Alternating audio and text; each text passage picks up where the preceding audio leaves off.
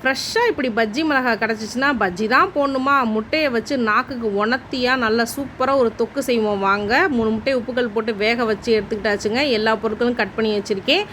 வெள்ளைக்கருவை இந்த மாதிரி கட் பண்ணிக்கோங்க. மஞ்சக்கருவை தனியாக இப்படி முழுசாக எடுத்து வச்சுக்கோங்க. வானலில் எண்ணெய் ஊற்றி காஞ்சதுக்கப்புறம் சோம்பு, ஹோல் ஸ்பைசஸ் போட்டு கருவேப்பிலை, வெங்காயம், இஞ்சி பூண்டு விழுது, தக்காளி, பொடி பொடியாக நறுக்கின பஜ்ஜி மிளகாய் எல்லாம் போட்டு உப்புக்கல் போட்டு நல்லா வதங்க விட்டுருங்க. இந்த சமயம் வீட்டிலே அரைச்ச கறி மசால் தூள், மல்லித்தூள், காஷ்மீரி சில்லி பவுடர், கலருக்காக தான் காஷ்மீரி சில்லி பவுடர் போட்டிருக்கேன், மஞ்சத்தூள், முட்டை சிக்கன் செய்யும் போது கண்டிப்பாக மஞ்சத்தூள் போட்டுக்கோங்க. ஒரு அரை டம்ளர் தண்ணியை ஊற்றி நல்லா கொதிக்க விட்ருங்க. நல்லா அந்த பஜ்ஜி மிளகாய் வெந்து வரும். இந்த சமயம் வெள்ளைக்கருவை போட்டு நல்லா கலருன்னு கிளறி விட்ருங்க.